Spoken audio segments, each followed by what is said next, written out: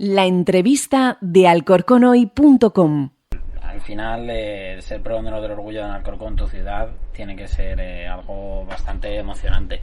Aunque un poco antes del orgullo quería preguntarle un poco qué fue antes de su trayectoria profesional. El periodismo cultural, los ensayos, incluso jefe de un podcast también.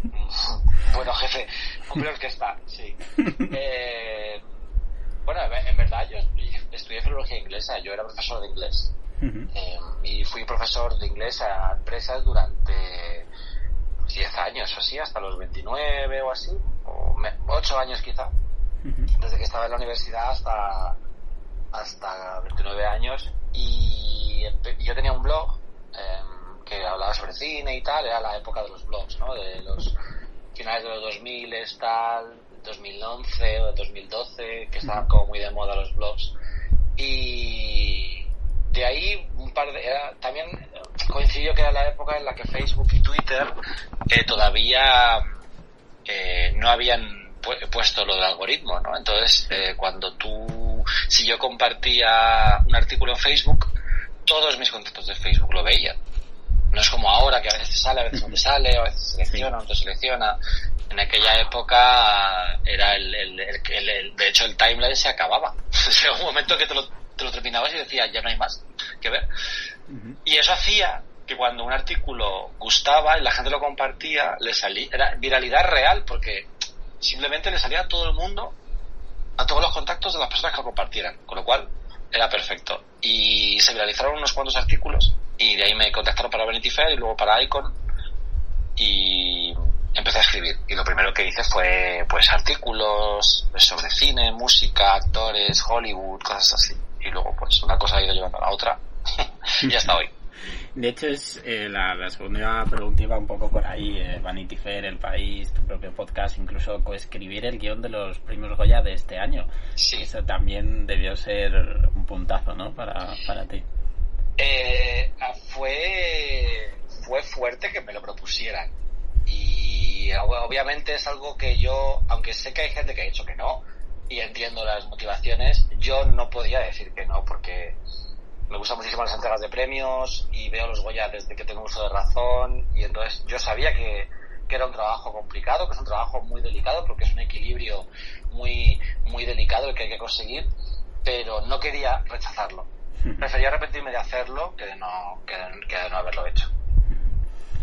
Y ya un poco cambiando de tema y centrándonos un poco en Alcorcón, ¿qué se siente al haber sido el pregonero del orgullo de este año? Pues es que me parece surrealista, me parece un poco una ensoñación, la verdad.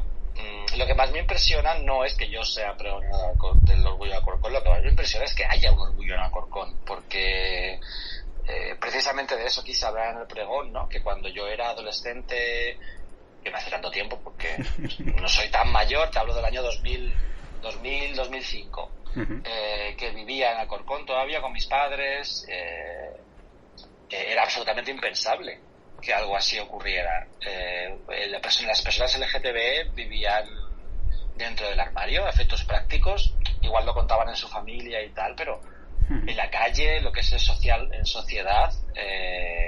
la gente que quería vivir su sexualidad en libertad y su identidad en libertad se iba a Madrid. Sí. Tenías que irte a Madrid, era como lo lógico y era como el estado de las cosas. Nadie se planteaba dar un paseo de la mano con su novio por Alcorcón, nadie se planteaba, ni muchísimo menos, darse besos o vivir, pues eso, abiertamente. Y si en aquel momento me hubieran dicho, no ya que yo fuera a ser pregonero, sino que fuese a ver un orgullo de Alcorcón, habría alucinado, la verdad.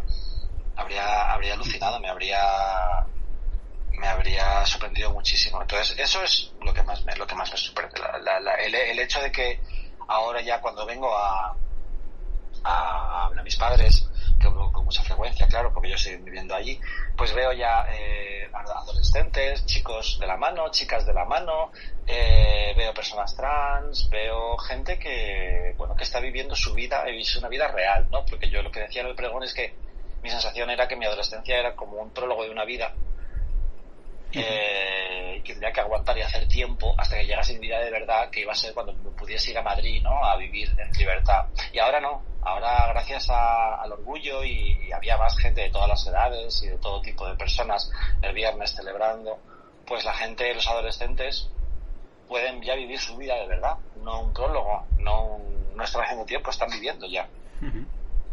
¿Y cómo fue todo? ¿Te llamaron o desde la concejalía o te ofreciste tú o cómo fue? Me escribió Amar, por Instagram, que es el que lleva los temas de la concejalía, los temas de juventud, si no me equivoco. Sí. Me escribió por Instagram y me preguntó si me apetecería y tal. Era la primera vez que tenía un pregonero, es el tercer orgullo que hacen en Alcorcón, pero era la primera vez que había pregonero. Y como yo hablo mucho de Alcorcón cuando estoy zapeando, en la radio, cuerpos especiales, o siempre vinculo mucho mi experiencia vital a Alcorcón, porque creo que nacer en una ciudad de esta radio como Alcorcón te marca mucho, igual que te marca nacer en un pueblo o nacer en una ciudad, pero a veces parece que se cuentan más las historias de la gente que es de pueblo pequeño, de ciudad grande, y cuando la mayoría de la gente en realidad viene de ciudades dormitorio. Sí.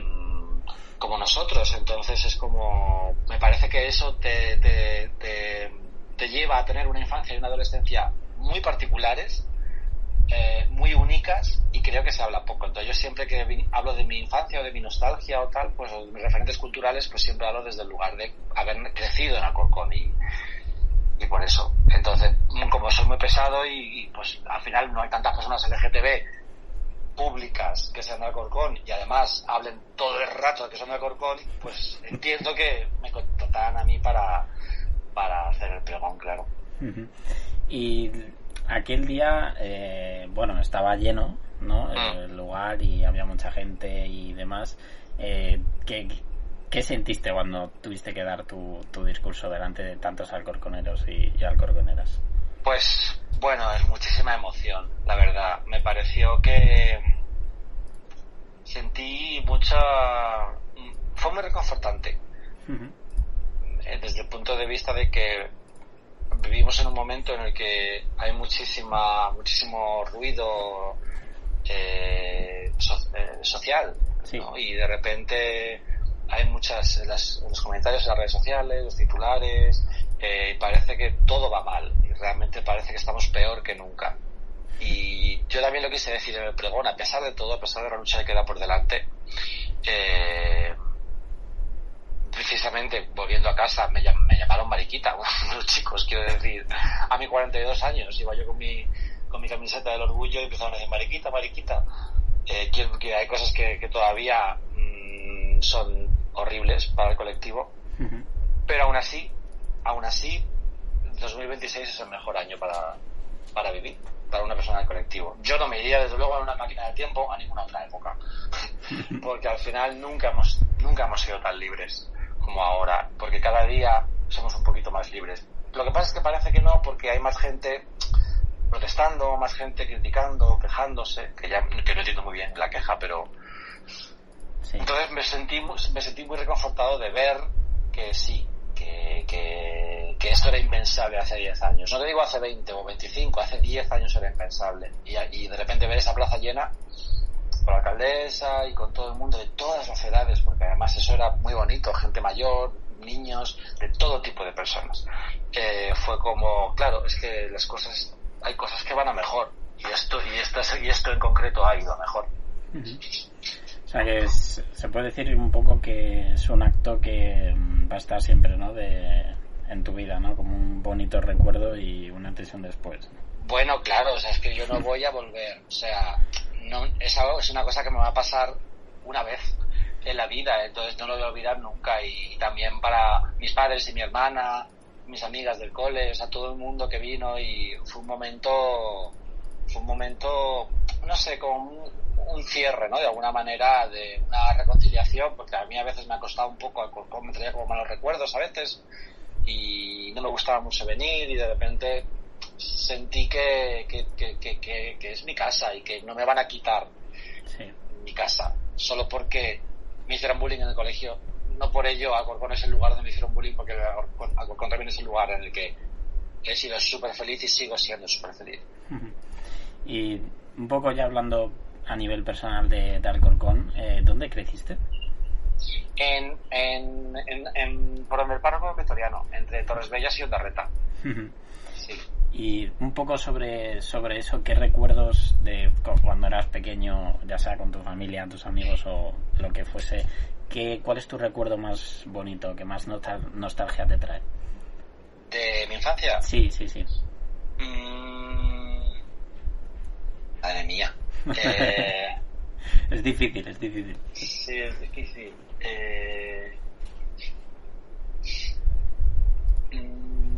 Creo que las fiestas, la verdad. Sí. Una respuesta muy común. Sí, es inevitable, porque al final es como las fiestas son muy divertidas cuando eres un niño, sí. Y luego cuando eres adolescente se transforma en otra cosa, y luego cuando eres adulto se transforma en otra cosa, sí. Pero siempre las disfrutas. O sea, es como que las fiestas hay algo muy muy transversal, ¿no?, que nos atraviesa a todos, y que independientemente de clases sociales, ideologías, de género, de tener 5, 10 o 80 años, las fiestas siempre son muy disfrutables. Entonces, para mí esa constante todos los años es algo que no ha habido ningún año de mi vida en el que no haya ido a la fiesta de Alcorcón. Entonces tengo recuerdos buenos en la infancia, en la adolescencia y en la vida adulta de las fiestas. Y si tuvieras que coger un lugar favorito de antes, de cuando vivías aquí, y uno ahora, un poco mirando el cambio y el paso del tiempo, ¿con qué te quedarías? Pues... mi lugar favorito. Cuando era pequeño me gustaba mucho, estaba obsesionado con el Parque de la Paz, porque estaba como suficientemente lejos de mi casa como para sentir que estaba viviendo una aventura, y suficientemente cerca como para poder ir. Entonces era como que me parecía un lugar, además era un parque que era muy grande y había muchas cosas como ocurriendo, sí. y me encantaba ir al Corte Inglés, me encantaba ir al Hipercor, al cine Séptimo Arte, cuando había un cine en el Corte Inglés, o al cine Valderas, que estaba al lado de mi casa, o al cine Estoril también, que estaba ahí en donde está el Bueno Vallejo ahora. Sí. Y ahora lo que más me gusta sin duda es pasear por la calle Mayor. Es como siempre que voy a Alcorcón, me bajo en Alcorcón Central para tener como el camino, aunque sea un camino más largo, porque me parece que tiene muchísima vida y es muy bonito, y hay mucha gente, pero no es agobiante. Yo vivo en Lavapiés y es todo el rato mucha gente y gritando, pero Alcorcón tiene algo como muy cercano y me siento muy a salvo en Alcorcón, muy a salvo, la verdad. Y de hecho la siguiente pregunta va un poco por ahí. ¿Qué significa Alcorcón para ti y qué es actualmente para tu vida? Pues Alcorcón significa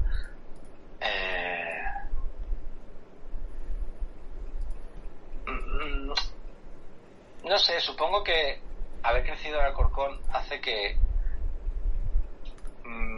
me ayudó a construir mi visión del mundo, mi imagen del mundo, de una manera bastante equilibrada, en el sentido de que no crecí en un pueblo pequeño, con lo cual íbamos a Madrid a ver Cortilandia o al cine o a la FNAC o lo que sea.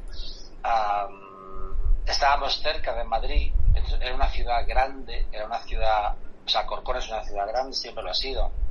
Una ciudad grande, una ciudad con muchas cosas que hacer, con centros comerciales, o sea, para un niño como que desde siempre le ha gustado mucho el cine, por ejemplo, pues yo tenía la suerte de que vivía en una ciudad en la que había 3 cines distintos, 3 multicines distintos, para comprar películas, para comprar libros, para comprar CDs. Había un Corte Inglés, que es que eso no lo pueden decir todas las ciudades.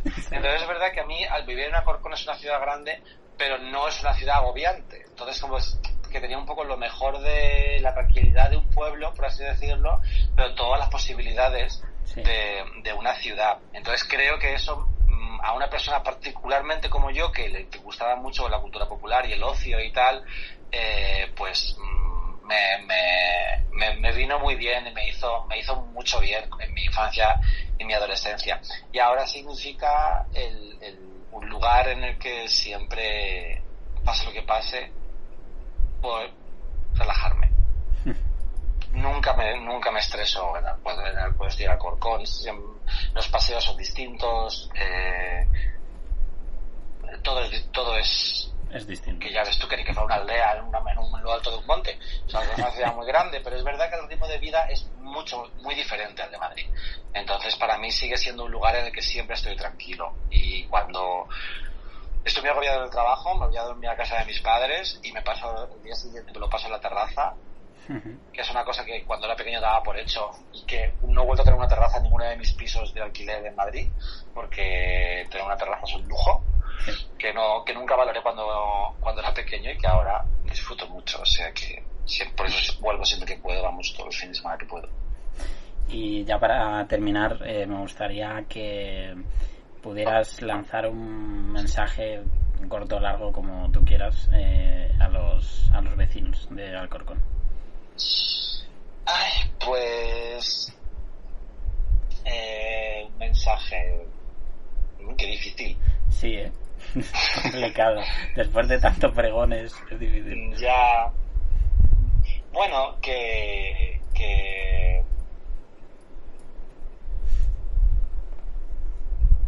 se está muy bien en Alcorcón, y que si se está tan bien es porque es algo que hemos conseguido entre todos, y la razón por la que tanta gente ahora quiere venir a vivir a Alcorcón, que yo decía en el pregón, cuando yo era pequeño nadie de Madrid venía a Alcorcón y ahora vienen todas. que al final, pues eso, las ciudades y los pueblos los hacen las personas que viven en ellos, y que Alcorcón está muy bien porque pues por algo será, porque al final, a pesar de todo, en Alcorcón convivimos mejor que en ciudades más grandes. Bueno, pues muchísimas gracias, Juan. De verdad, ha sido un auténtico placer contar contigo para este mes del alfarero ilustre. Muchas gracias, Diego. Si necesitas cualquier cosa me dices, ¿vale?